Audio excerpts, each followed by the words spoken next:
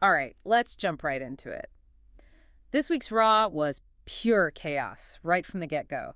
Heel turns, surprises, and storylines that just keep getting more complicated. Yeah, this is definitely a deep dive episode. There was a lot to unpack and some big potential ramifications, especially the bloodline. Yeah, speaking of starting right from the get-go, Seth Rollins just couldn't resist. Yeah, Attacks Bronson Reed before the show even starts. classic Seth, right? Always stirring the pot, loves a little chaos. And it's more than just a random attack. Oh yeah, for sure. It's a statement.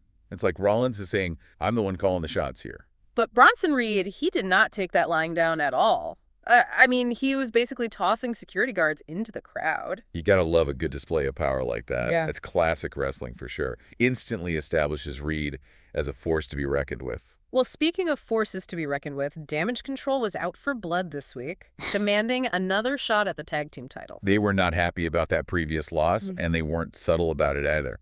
Not at all. They were fuming, and their frustration was, well, kind of understandable given their characters. They're supposed to be those ambitious, almost entitled heels who believe they deserve to be at the top. Exactly. So this relentless pursuit of the titles, it really fits their storyline and fuels their rivalry with Liv Morgan and Raquel Rodriguez. And let's not forget, they've got that match coming up against Lash Legend and Jakara Jackson on NXT. Talk about tension brewing. Yeah, building those interbrand rivalries is a smart move. It creates buzz for both shows, keeps fans invested on multiple levels. And speaking of invested, did you see that look in Liv Morgan's eyes? Yeah. Something's changed with her. She's almost like a bully now. Right.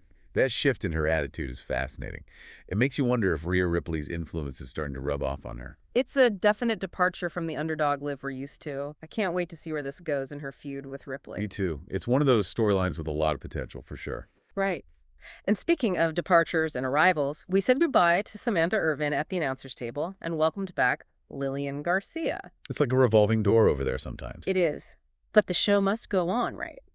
And it did, with The Miz going full heel again. That new all-black attire. Statement made. Oh, absolutely. Visual cues like that, they speak volumes in wrestling. Instant signal of a character shift. Like, this is a new chapter, folks. This is a different Miz. Then, just when you thought things couldn't get more dramatic, the Wyatt Six return. The crowd went absolutely bonkers. Talk about an energy shift. The Wyatts have this unique ability to tap into something primal, you know? That blend of supernatural and the theatrical, the whole spooky wookie vibe, it's captivating.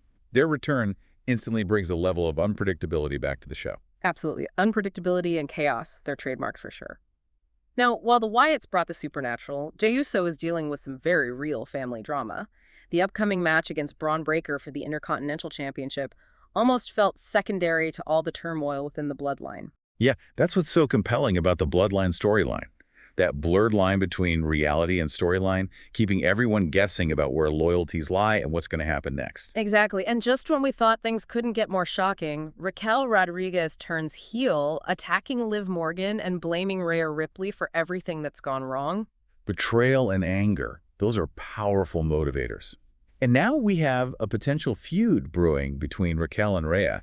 Talk about a clash of the titans. This is one I'm definitely looking forward to. Unfortunately, not everything was a hit this week.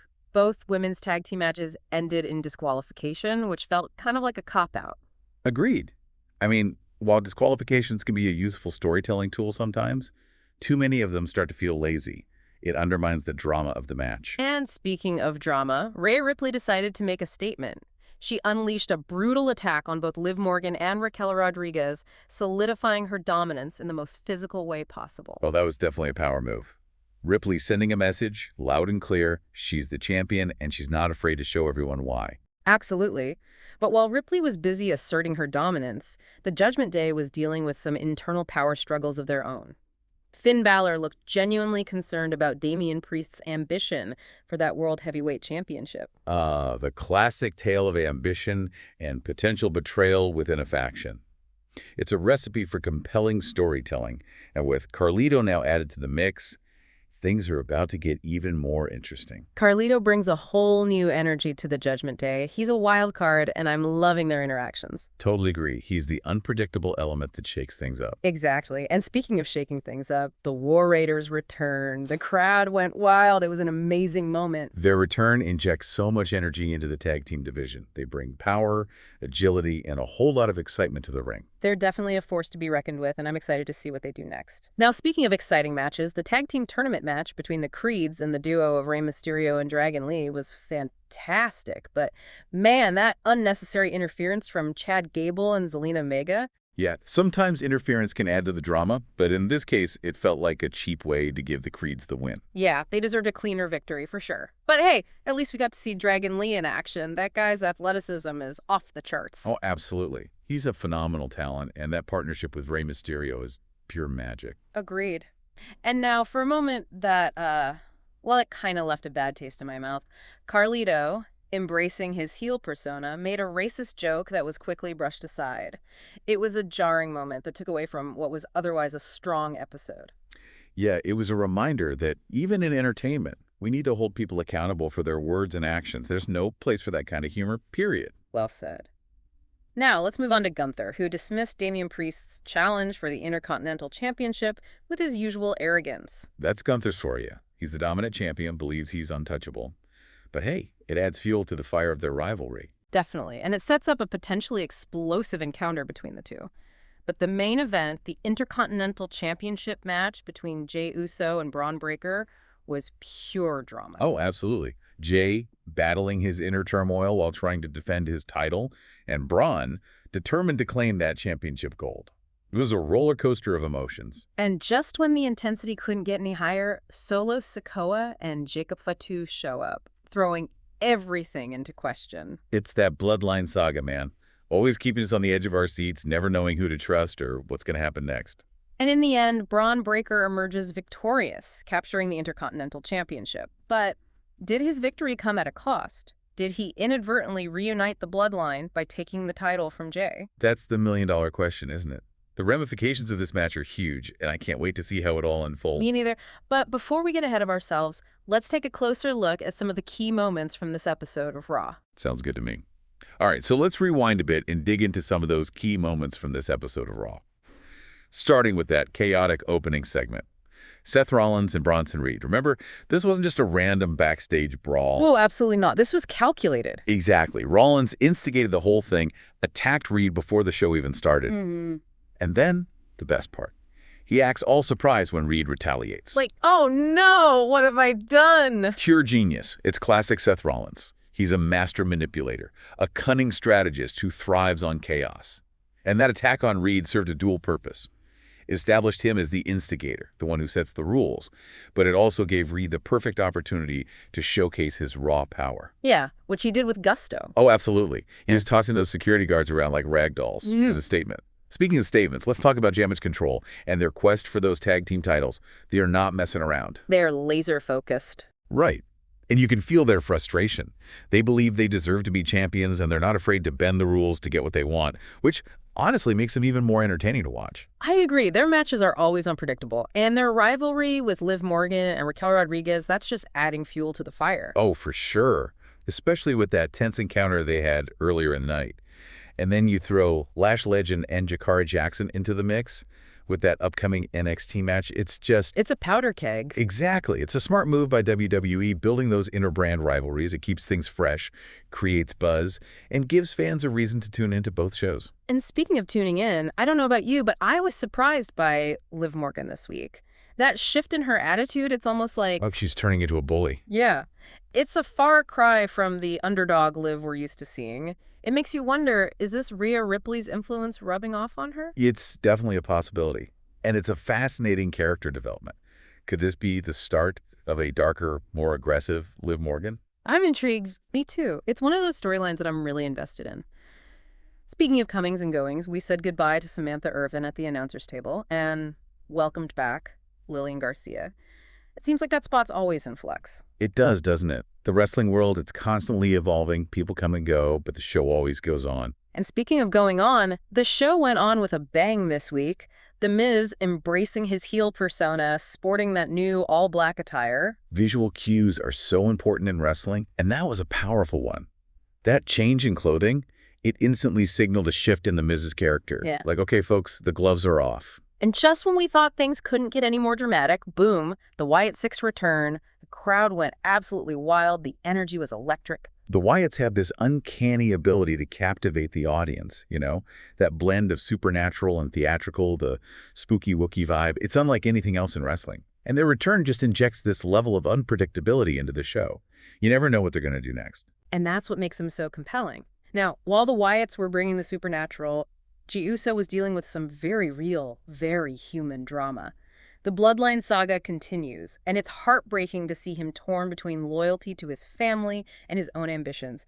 That match against Braun Breaker for the Intercontinental Championship almost felt secondary to everything else going on with him. Yeah, and that's what makes the Bloodline storyline so brilliant. It blurs the lines between reality and fiction, keeps the audience guessing about where loyalties lie and what's going to happen next. It's a masterclass in storytelling. Absolutely. And just when we thought we'd seen it all, Raquel Rodriguez turns heel, attacks Liv Morgan, blames Rhea Ripley for everything that's gone wrong. Betrayal, anger, those are powerful emotions, and they made for great storytelling. And now we've got this potential rivalry brewing between Raquel and Rhea. Two powerhouses, both incredibly talented, fueled by animosity. This could be epic. Oh, I am here for it. Sign me up for that match right now. But, not every moment was a hit this week. Those two women's tag team matches ending in disqualification. That felt a bit like a cop-out. Yeah, I agree. While disqualifications can be a useful storytelling tool, you can't overuse them. It starts to feel lazy, like they couldn't come up with a better finish. Definitely. It undermines the drama of the match, makes it feel less important. Right, like, oh, well, that was a waste of time. And then, to make matters worse, Rhea Ripley decides to unleash a brutal attack on both Liv Morgan and Raquel Rodriguez. She is not playing around. Talk about a statement. It was a power move, pure and simple. Ripley's sending a message. I'm the champion, and don't you forget it. But even as Ripley was asserting her dominance, the Judgment Day was having some internal struggles of their own. Finn Balor, he looked genuinely concerned about Damian Priest's ambition for that World Heavyweight Championship. Oh, yeah, you could see the wheels turning in his head, like, uh-oh, this might be a problem. The classic tale of ambition and potential betrayal within a faction. It's a story as old as time. And with Carlito now in the mix, who knows what's going to happen. And he's a wild card, that's for sure. Adds a whole new level of unpredictability to the Judgment Day. Absolutely. He's the chaos agent, and I'm loving it. But for me, one of the most exciting moments of the night was the return of the War Raiders. The crowd went absolutely bonkers. It was an incredible moment. They bring so much energy to the tag team division, a unique blend of power and agility. They are a force to be reckoned with. And speaking of exciting matches, that tag team tournament match between the Creeds and the duo of Rey Mysterio and Dragon Lee, that was fantastic. It was such a great display of athleticism and technical skill. But man, that interference from Chad Gable and Zelina Vega, that was frustrating. I agree. Totally unnecessary. It felt cheap, like they had to resort to that to give the Creeds the win. Yeah, they deserved a cleaner victory for sure. But hey, at least we got to see Dragon Lee in action. That guy's phenomenal. Oh, he's incredible. Yeah. Such a talented performer. And his partnership with Rey Mysterio, it's just magic. Pure magic. And now, for a moment that, well, let's just say it wasn't my favorite, Carlito, embracing his heel persona, decided to make a racist joke that was just... Yeah, not cool. Not cool at all. It was a jarring moment that took away from what was otherwise a strong episode. It was a reminder that even as we enjoy the entertainment, we have to hold people accountable for their words and actions. Yeah. There's no place for that kind of humor in wrestling or anywhere else. Well said. Moving on, we had Gunther dismissing Damian Priest's challenge for the Intercontinental Championship with his usual arrogance. Classic Gunther. The ring general, the dominant champion. He believes he's untouchable. Oh, absolutely. But that arrogance just adds fuel to the fire of their rivalry. I'm really looking forward to that match. Me too. It's going to be explosive. And speaking of explosive, the main event of the night, the Intercontinental Championship match between Jey Uso and Braun Breaker. That was pure drama. Jey battling his inner turmoil while trying to defend his title, Braun, determined to claim that championship gold. It was a roller coaster. It was. You could feel the tension, the emotional weight of everything going on. And then, just when you thought things couldn't get any crazier, Solo Sikoa and Jacob Fatu show up. It was like, wait, what's happening? Right. The Bloodline saga, it's always full of surprises. It keeps us guessing, keeps us on the edge of our seats. And in the end, Braun Breaker, he emerges victorious, capturing the Intercontinental Championship. But did his victory come at a cost? Did he inadvertently reunite the bloodline by taking the title from Jay? That's the question we're left with. It is, and it's a question with huge ramifications. The fallout from this match, it's going to be massive. We're talking potential bloodline showdown, Jay's loyalty being tested even further. The possibilities are endless. This is why we love wrestling, right? The drama, the intrigue, the never-ending twists and turns. But before we get too lost in speculation about the future, let's rewind and take a closer look at that incredible main event in more detail. All right, so we left off talking about that main event. Jey Uso and Braun Breaker. That was a match for the ages. It was electric. Those two left it all in the ring. Gee, battling his own demons, Braun, hungry for that championship. Yeah, you could see the turmoil, fighting for the title, but also fighting against the weight of his family, the bloodline. And Braun, man, he was relentless. Every move, so much intensity. He wanted that championship. Oh, absolutely. You could feel the energy shifting with every near fall. The crowd was on the edge of their seats. And then just when you thought things couldn't get any more intense, boom, Solo Sikoa and Jacob Fatu appear. Total game changer. Suddenly, everything was up in the air. Were they there to help Jey? Or did they have their own agenda? It was brilliant. It was. It's what makes the bloodline storyline so captivating. You never know what's going to happen next. It keeps you guessing. And then, in the middle of all that chaos, Braun Breaker seizes the moment, spears Solo, and gets the pin on Jey. It was a stunning victory, but man, it leaves you with so many questions. Did Braun just play right into Roman Reigns' hands? Did he inadvertently reunite the bloodline by taking the title from Jowd? Those are the big questions, aren't they? And that's what makes this so compelling. We're left speculating, theorizing about what's going to happen next. This wasn't just a match. It was a story about power, loyalty, family. Absolutely. This whole episode of Raw, it was a masterclass in storytelling, exciting matches, character development, and so much intrigue. And that's what keeps us coming back for more, right? The thrill of not knowing what's going to happen next. So as we wrap up this deep dive, think about this. Did Braun Breaker's victory set the stage for the ultimate bloodline showdown? Or will Jey's loss push him further away from his family? What do you think? It's something to ponder as we look ahead to Crown Jewel and Survivor Series. One thing's for sure, the WWE Universe is in for a wild ride. Thanks for joining us for this deep dive. We'll be back next week to break down all the latest action and drama from the world of professional wrestling. See you then.